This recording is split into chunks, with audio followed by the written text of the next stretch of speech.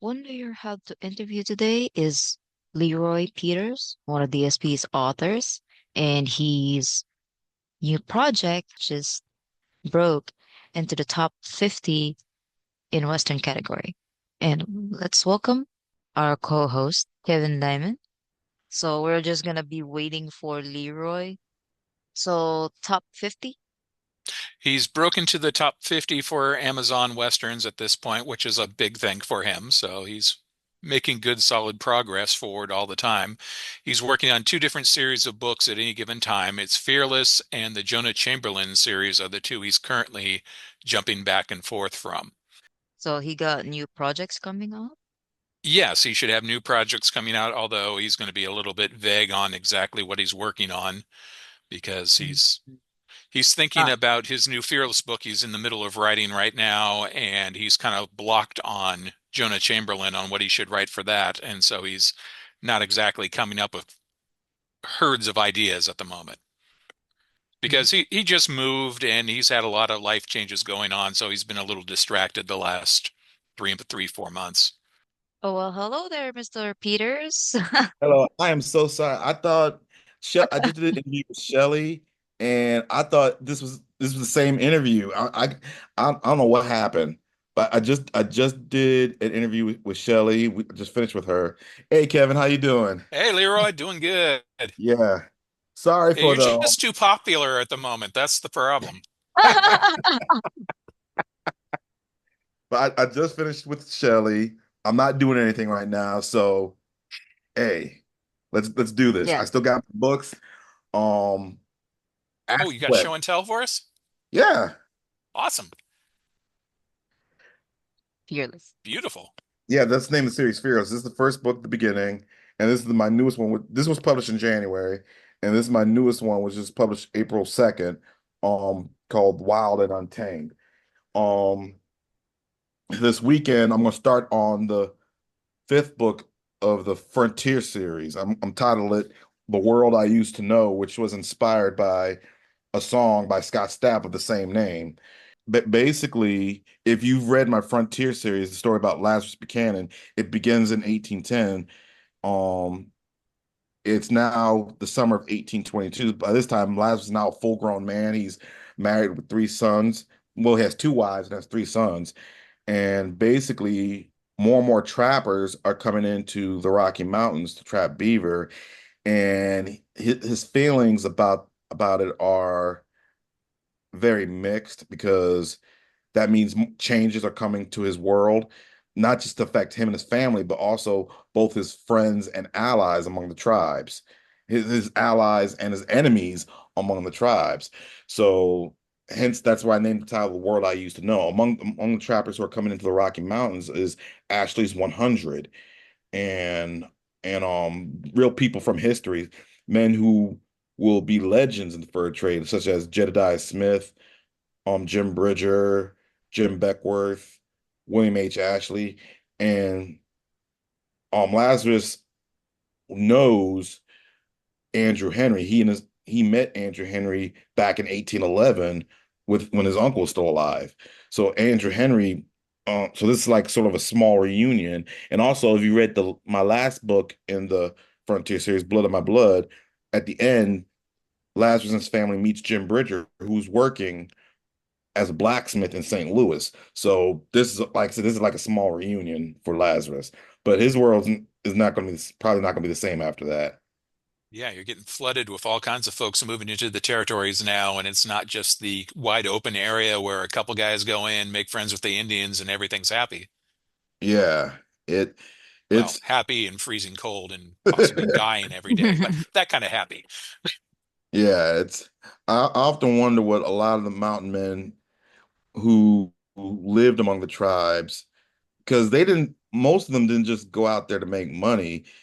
A lot a lot of them assimilated and were very impressed by how Indians lived. And they were afraid, I'm sure a lot of them were afraid as more and more settlers were coming out west, their world, they respected the tribes and they were afraid for them, as well as for their own children who were mixed blood. guys like Jim Bridger managed to adapt with that, but I know I'm sure I'm more interested in those who were concerned. And as with all my books in Fearless, that concerns the main characters. Okay, so your latest title has just broke into the top 50. Um, how do you feel about that? I'm happy. I'm excited. I would like for my books to be number one in new releases, but competition. So I really can't be upset about that. But the fact that both books are in the top 100 and Wild and Untamed is in the top 50, I'm very happy about that.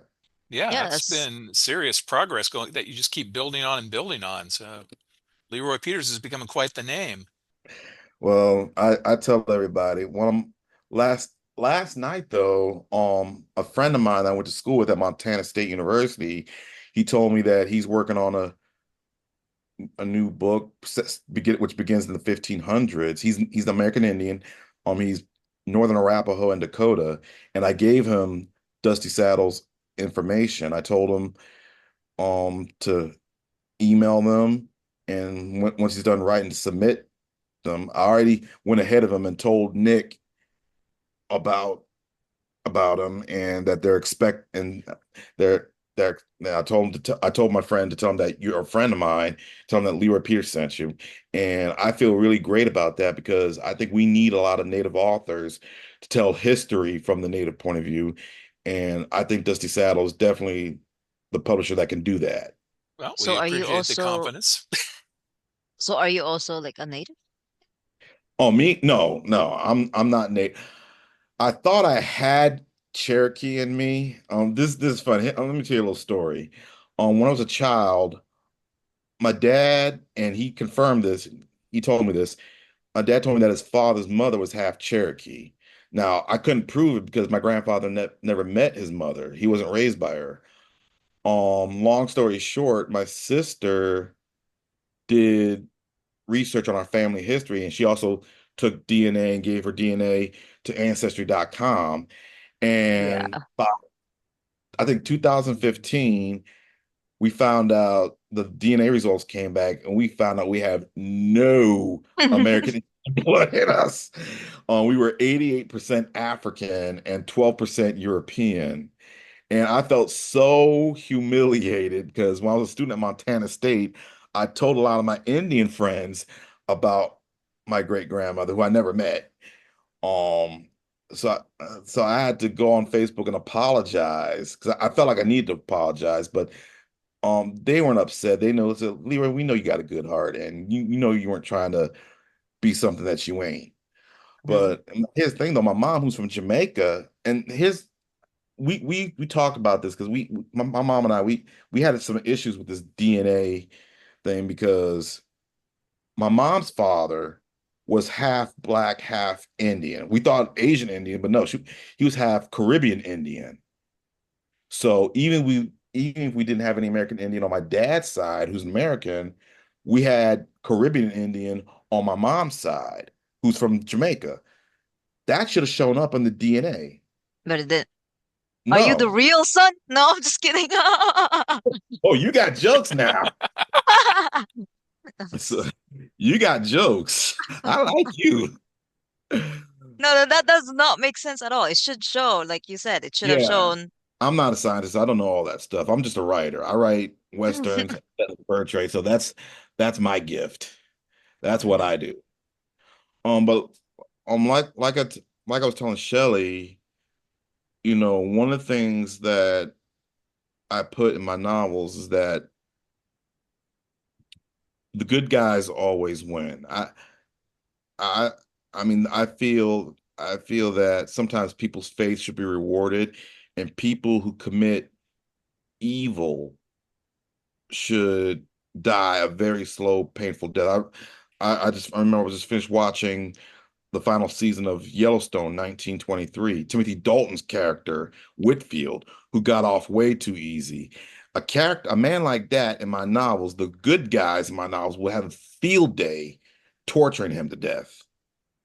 And because I know as I studied certain research on many tribes of, especially out west, they knew how to deal with people like Whitfield. If he ever got caught by, especially the Lakota, the Comanche, the Cheyenne, the Blackfeet, the Shoshone, men like Whitfield, if they during the fur trade, if they ever got caught by any of those tribes, it would not be a quick death.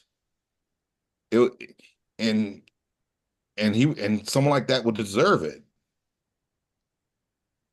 And that's what I put in my novels. And also like after I finish this, like I haven't started writing it yet, but after I finish the fifth book of the Frontier series, I'm also going to start working on the third book of Fearless. And the subject I plan on will be dealing with domestic violence.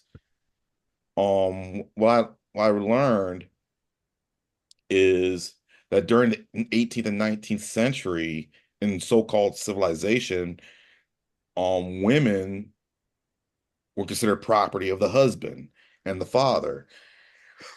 And so it was not uncommon for a lot of men, especially white men, going Ike Turner on their wives. I mean, that's it was a common occurrence during that time.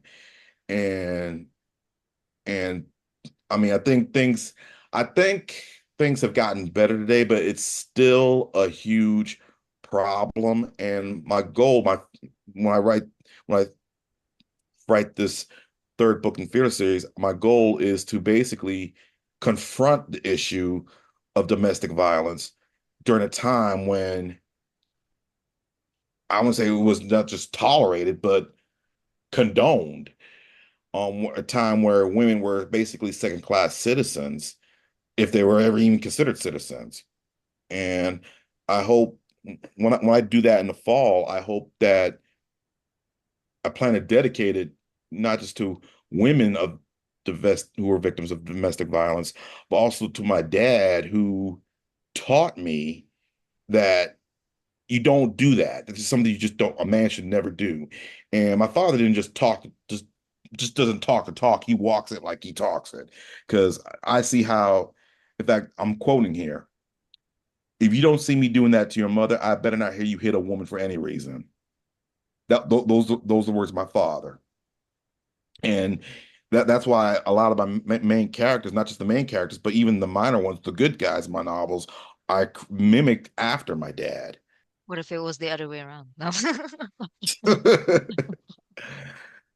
Well, a lot of, it's funny, a lot of people don't talk about when the women are the aggressor.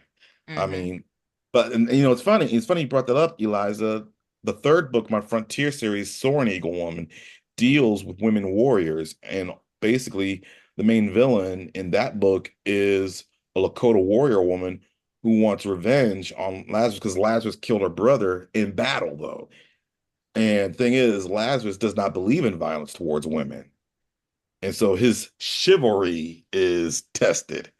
And you should read that book. Well, Read about I never really men's researched right. men's rights.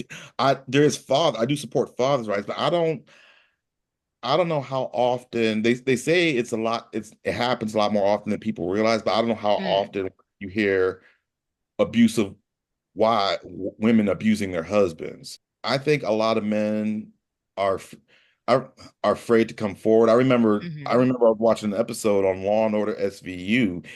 Oh yeah. This man, this Hulk of a man. His wife is like petite.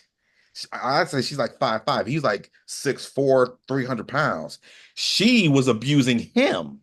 And I mean, the evidence shows that he did not, that she was abusing him, but he continued to deny it. I mean, um, Olivia and her captain was like, you can't let her get away with this. I mean, he's like, look at my wife. Look at me. Who's gonna believe that I'm the one that's being abused by my wife? And the cops are like, we do. But this, I guess this happens in real life. I mean, who's gonna believe that a woman is abusing her husband? Who's gonna, especially if her husband is bigger and taller than she is? Mm-hmm. People I mean, are tend to not believe what they see and actually not see what's behind the scenes on that. They always see, oh, he's big. He could have shoved her that easy. yeah. Stuff like that. It's like my cousin always said, it's not everything's not as it seems, and it and that's a sad truth. I mean, I've been for me, I've been very fortunate growing up in the family that I grew up in and the parents that I have, especially my dad. So, I mean, I try and with my books, I try to create I try not to create superheroes. I try to create good men with who still have flaws, but who aren't monsters. Like real humans. Yeah. Well, no, I still put good and evil, but even good men are still human. They have flaws, and Hmm. as but that's the thing about my dad. I'm gonna be honest with you. I can't think of one mistake my father has ever made when it came to when it comes to his marriage and when it comes to raising my sister and me. I can't think of one. Maybe because there are also conflicts when it comes to marriage. They tend to not, or when they're in front of their children, they tend to not, where everything's fine, but then they're also trying to like settle everything so that way the children don't see it and they won't be stressing about what's going on around their family, so they can just grow up, but Mm, they won't be happy. yeah. Well, like I said, I've been very fortunate, and I've never been married, so I really can't really have an opinion. All I can go by is my parents' example. And one thing about I can say about my father is that he makes marriage look easy. He makes Oh, fatherhood look easy. So that's the best way I can say about that. So I don't know nowadays yeah. though. Your timeline when you write Westerns, it's between 1810 and 1830, or maybe before that. Why? Why is that? Because I like to start at the fur trade. A lot of books that I've read, especially the late Terry C. Johnstone's novels and John Legg's novels, they tend to begin the story in the middle, either at the height of the fur trade or at the tail end of the fur trade. I remember the first Western movie I saw that was talked about the fur trade was Jeremiah Johnson, and that's in the 1840s when the fur trade was basically almost belly up. And then I saw The Mountain Men starring Charlton Heston, which took place at the 1837, 1838 rendezvous, which again is at the tail end of the fur trade. I like to start where it begins, and even The Revenant, which took place in 1823, that was not at the beginning of the first. That was probably at the before the beginning of the rendezvous system. But I, but that's why I like to go like all the way back to Lewis and Clark. Before the rendezvous system, before more and more mountain men were coming out west, and how the trappers between Lewis and Clark and between Ashley's in 1806 and Ashley's 100 in 1822, how they managed to survive and trap and live among the tribes. To me, those have always interested me, especially after watching on the first episode of Into the Wild Frontier on INSP channel, the John Coulter story. So I think we should have more books about that. Oh, I was just going to comment that, yeah, you're getting down to at that point the real human instinct of surviving. You're on your own. It's everything that a Western wants to be, but it doesn't have any of the trappings and the problems that come with having civilization following them. Exactly. And I've said this before and I'll say it again. I think the fur trade was probably among the most peaceful time between Indians and non-Indians alike west of the Mississippi River because there weren't that many non-Indians living west of the Mississippi River. I'll have to say between from Lewis and Clark until late 1830s, the population of non-Indians living in the northern plains and the Rocky Mountains at max 2,000 individuals. at max compared to how many tribes ran and live in the Northern Rockies, Northern Plains. And also the reason why I chose the Northern Rockies, Northern Plains, because that's what I'm familiar with, because I lived out there after I got out of the military. I was even stationed out there as well. So I'm familiar with Montana, Wyoming, North and South Dakota. I've been there. I lived there. Do you have any difficulties writing at all? Let's say the views of how African American is at that timeline when it comes to No, West. no, because I know that slavery was big. It was common. Mm-hmm. But again, what I love about the fur trade, I tell a lot of my family members, friends that even a black man can be his own person west Mississippi River, because as a whole, they didn't judge, trappers didn't mostly judge by character than by skin color. While among civilization, they judge by skin color. And Mm-hmm. and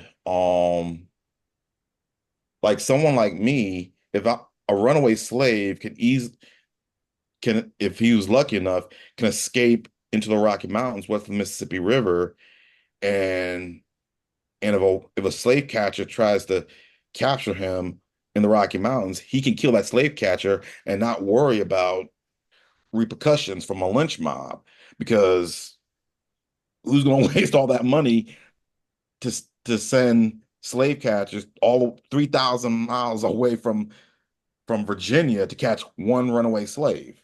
There were a lot of black mountain men, not as much as their white counterparts, but two of the famous black mountain men aren't really guys I would consider someone to look up to. The first Black Mm-hmm. Mountain Man was Edward Rose. He came out west in 1807 after Lewis and Clark, and he was basically an outlaw. He's not someone I would leave children, my daughter, alone with. The Indians called him Cut Nose because he was missing half a nose that he got in a knife fight in New Orleans. And then the second famous Black Mountain Man, who's mostly well known than Edward Rose, is Jim Beckworth. He came out west in 1824, and both he and Edward Rose live among the Crow Indians. And while polygamy was a common practice among the Crows, the problem with Rose and Beckworth is that they wanted all the women among the Crow tribe.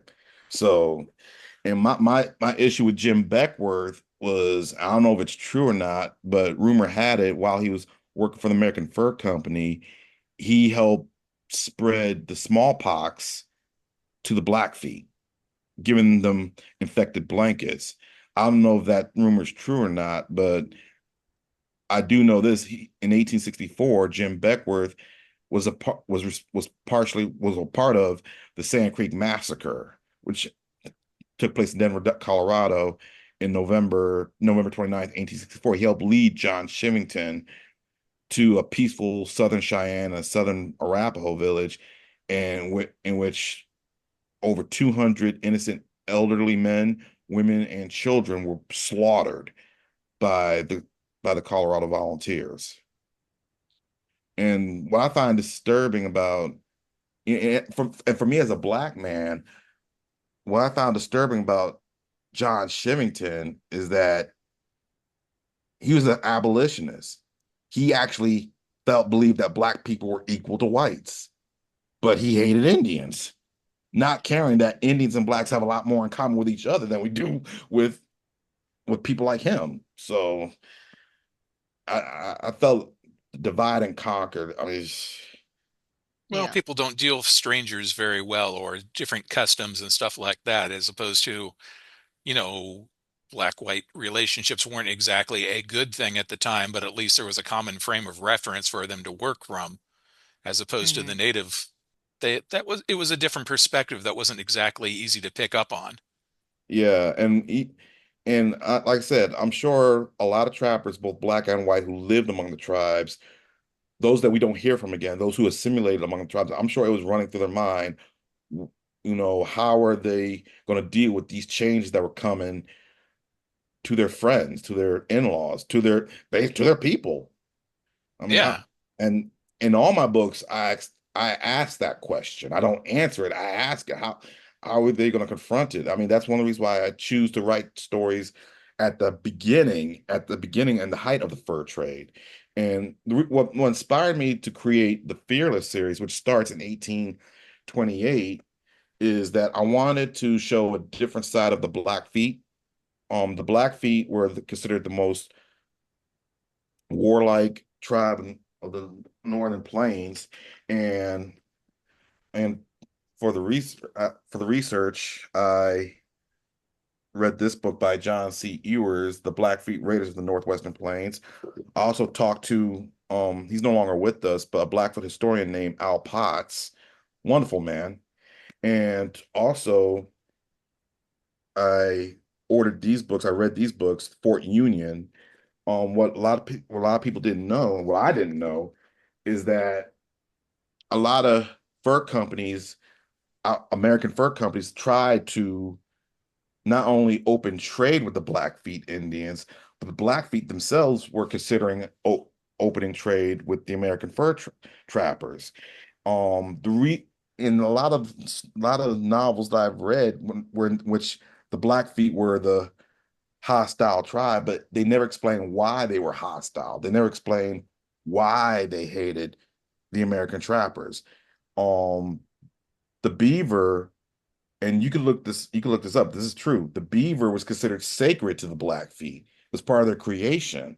So when you had these American trappers coming into their territory, trapping a sacred animal, that's the equivalent of someone burning down a Christian church. And in my books, even in all my books, I explain that. None of my main characters will willfully go into Blackfoot country to trap the beaver out of respect for the Blackfeet. The only time they'll end up in Blackfeet country is if they have no choice, if someone they love has been kidnapped during a raid. But other than that, they won't tempt fate.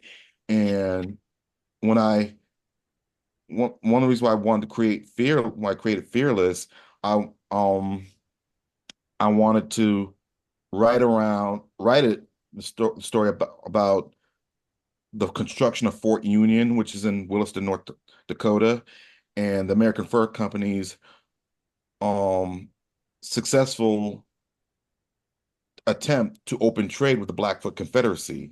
In fact, Kenneth McKenzie, who ran Fort Union, built Fort Union in 1828. In 1830, he sent Jacob Berger into Blackfoot country. Jacob Berger was a trapper who used to work for the Hudson Bay Fur Company. He lived among the Blackfoot Indians. He knew their language, he knew their culture. But despite that, there was no guarantee he would be successful. It was basically a suicide mission. And and that's where the first story in Fearless takes place around that time, around the what should I say? Around the opening trade with the Blackfeet. In fact, I feel the Blackfeet was probably one of the most misunderstood tribes in history. Yeah, because if you watch particularly even the videos of a lot of the Mountain Man type of epics going on, the Blackfeet are just ferocious, according to the perspective of the trappers. Hmm. They called them the Bugs Boys, which means sons of Satan, and they're so it I never really agreed with that or understood that.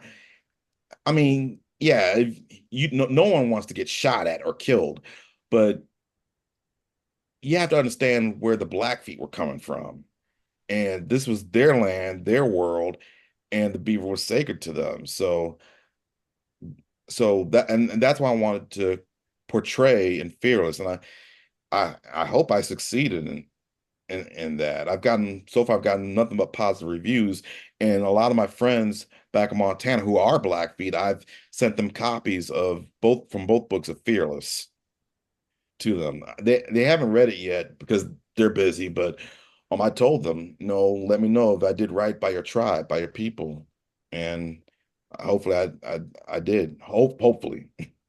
That's the thing though, when they have no knowledge of something like say tribe and then all they see is that tribes attacking them, they would view it as like, oh, this is bad, they're bad and stuff like that. But they're not actually trying to look at the tribe's perspective, what they're trying to protect. Yeah, you just kind of go into the territory and hope you make it out alive. You don't really worry about what they're concerned about. Yeah. Yeah. Yeah, I think that's what a lot of the trappers felt. But when I first, and the thing was, when I was doing my research for Fearless, there's not a lot of information on Jacob Berger. All I know is that all I found is that he was a white man who worked for, I think he was Canadian. He worked for the Hudson Bay Fur Company before defecting to the American Fur Company. He lived among the Blackfeet. He knew their language. He knew their culture, and that's why Kenneth McKenzie chose him to in 1830 to open trade with the Blackfeet. So I couldn't find much information on him. Even when I called the Fort Union Historical Trading Post, um, there wasn't much information on Jacob Berger. So I was going to say at this point, you can probably teach a master's course on all the entire nature from 1810 to 1830 with the fur trade. yeah, I wanted to be a teacher. I wanted to be a teacher on the Indian reservations, but many of my Indian friends told me, Leroy, you ain't ready for that. And when an Indian tells you that, you better listen to them because they mean well. They know what they're talking about. How you're balanced between jumping between both stories, how is that? How do you manage to keep that all organized? You're jumping, it's only 20 years, but you're dealing with a lot of similar type things between both Mhm. storylines you're trying to formulate. How do you manage to keep One day at a everything time. straight and also keep new ideas coming through?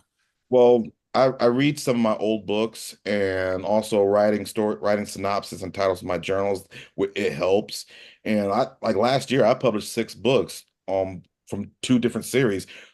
Jonah the Frontier series, which like I said, I'm gonna be this week I'm gonna be working on the fifth book on that one, and a 2 book series, Jonah Chamberlain Mountain Man.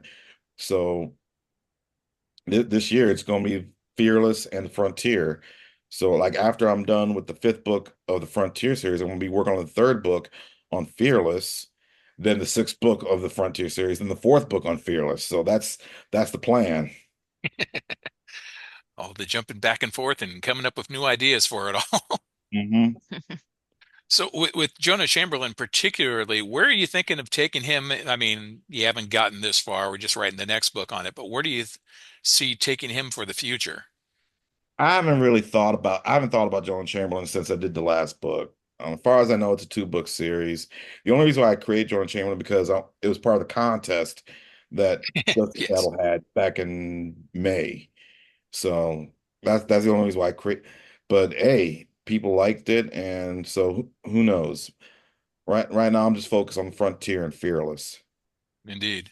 Well, I was thinking, you're kind of like working things that are kind of in the edge, the outside edge of your time period that you work into, and you can answer a lot of the questions for what happens next with them as taking their perspective as the entire world changes. Yeah. That could be fun. With this next book in the Frontier series, that's what I plan on doing. As even though it's 1822, settlers haven't come out west yet. Lazarus Buchanan, when he sees William H. Ashley, Andrew Henry coming into the Rocky Mountains and see more and more travelers coming in, he knows his world won't be the same. And that bothers him big time because he's not thinking about himself. He's thinking about his family. He's thinking about both his friends and his enemies because he knows that's going to be more problems for all the tribes, not just the Blackfeet or the tribes who don't want outsiders coming into their country. He how is he going to adapt to that? How is he going to raise his sons? How are they going to deal with that? Yeah. And the entire thing of his entire world of trapping beaver and such like that is gone. Hmm. So how do you adapt to the complete change in the economy as well as the cultural changes that are going on?